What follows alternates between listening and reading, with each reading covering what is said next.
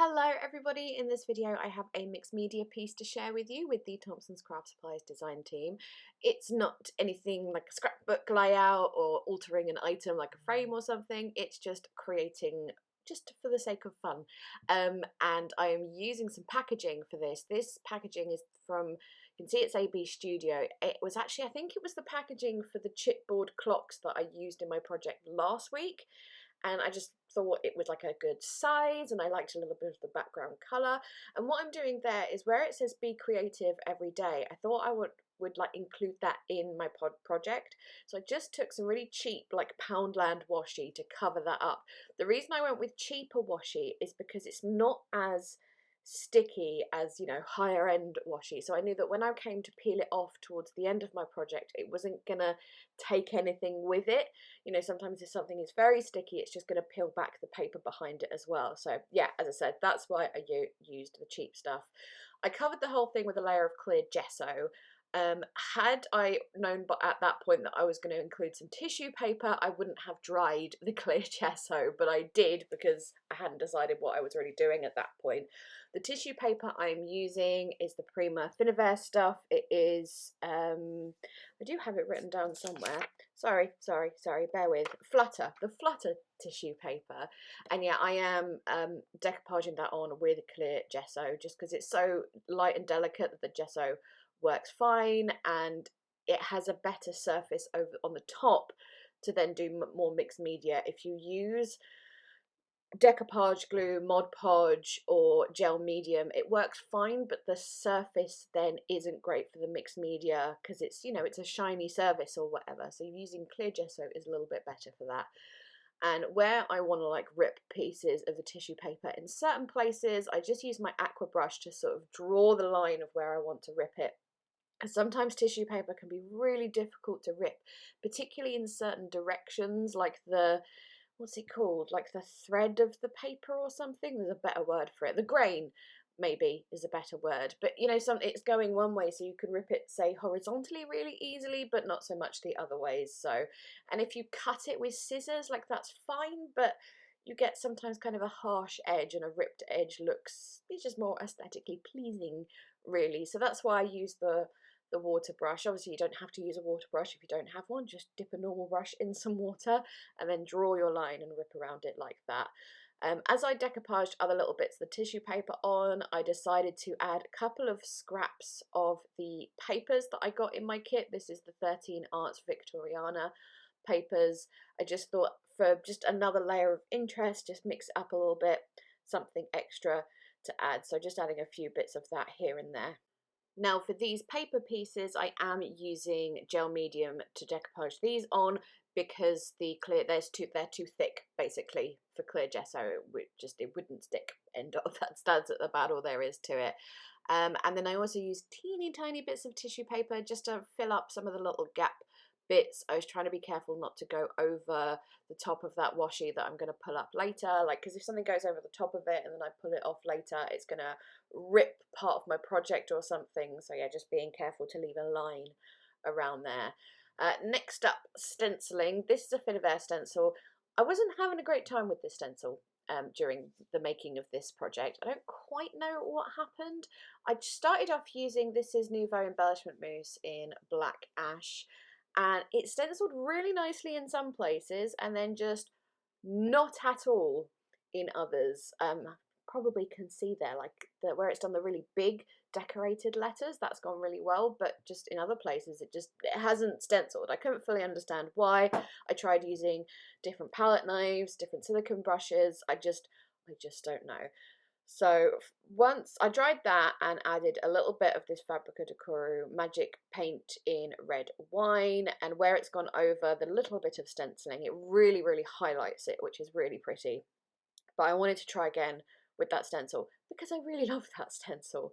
So I took modelling paste, added the magic paint to that to make a reddish colour, and thought, well, if it can't cope with how thick the embellishment mousse is, maybe it will be better with something not as thick, such as modelling paste. But then that just kind of, again, it stenciled really nicely in some places, but then did that really gloopy stenciling in others. So I don't know what was going on. It is most likely user error.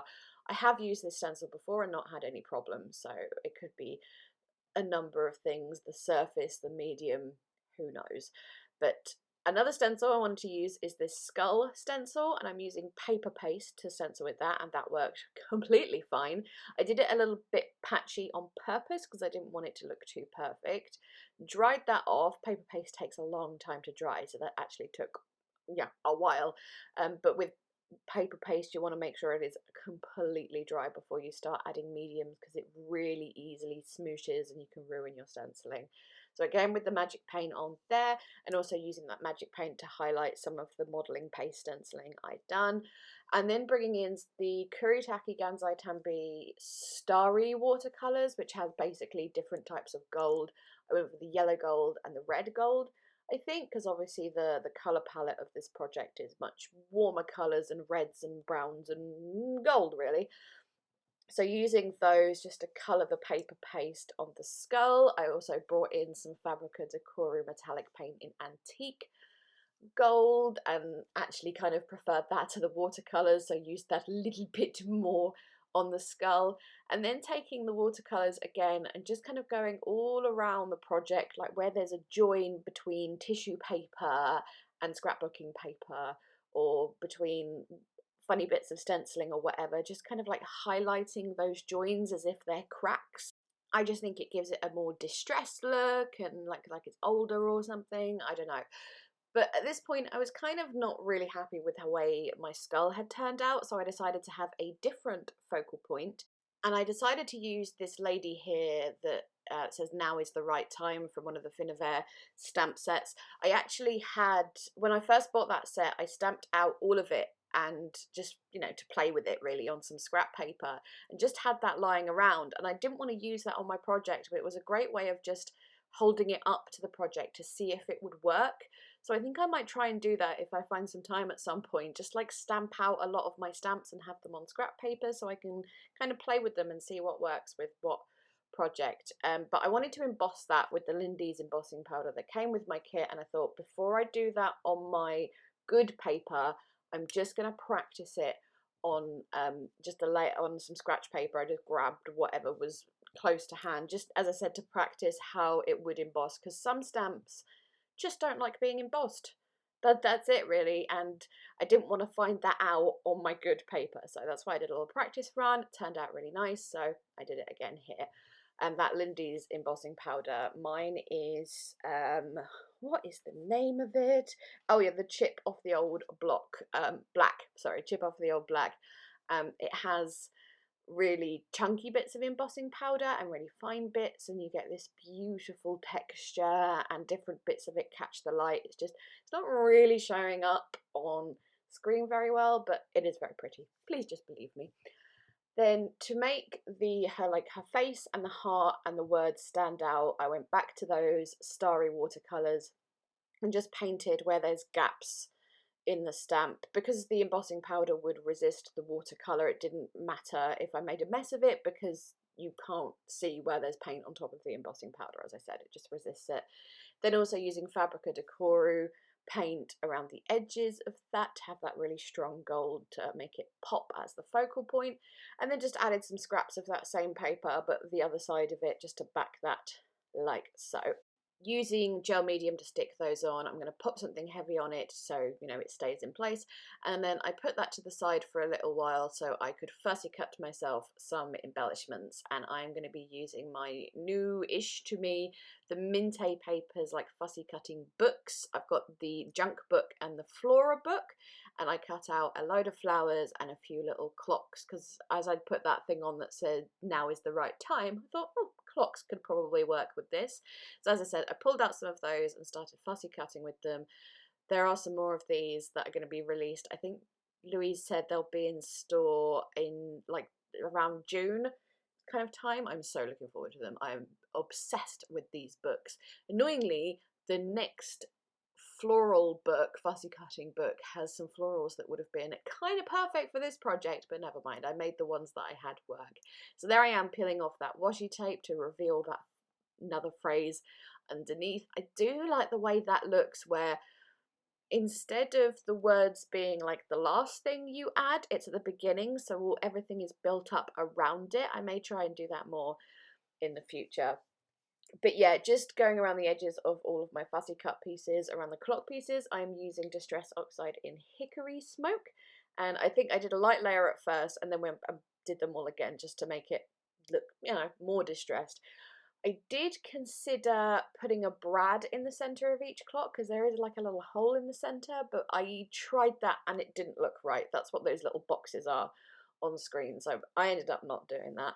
Here I was just taking a gelato in the colour chocolate and just adding some highlights around my focal point around that lady just to help her stand out a little bit more. Then gluing down my clocks in little clusters, 3 different clusters, and then adding the floral bits and pieces, going around the edges of these ones with with Distress Oxide in Aged Mahogany. There we go.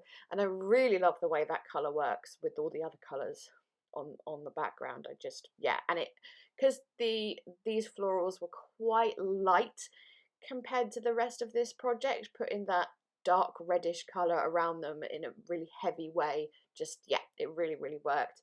The leaves, the tiny little leaves, were a bit of a kerfuffle to work with, so I had to get the tweezers out to use those because they were just so very, very teeny tiny.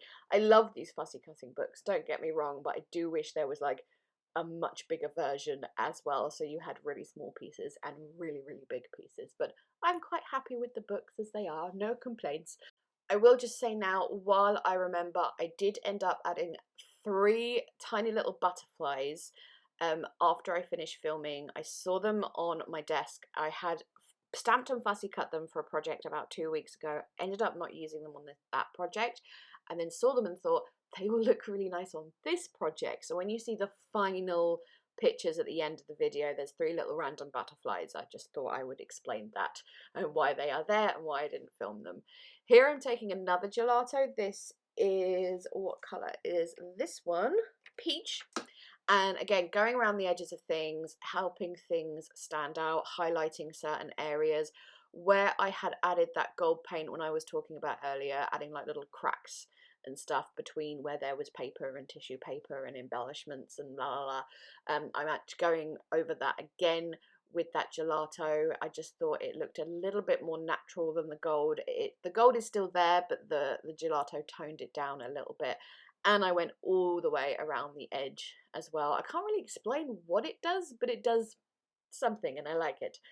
Then just adding a few little phrase stickers. These are 13 Arts Victoriana stickers, just a couple here and there. And once those are down, I'm going to add myself some splatters. I wanted more of that darker gold colour, so I really, really watered down some of that Fabrica Decoru antique gold paint and splattered some of that on.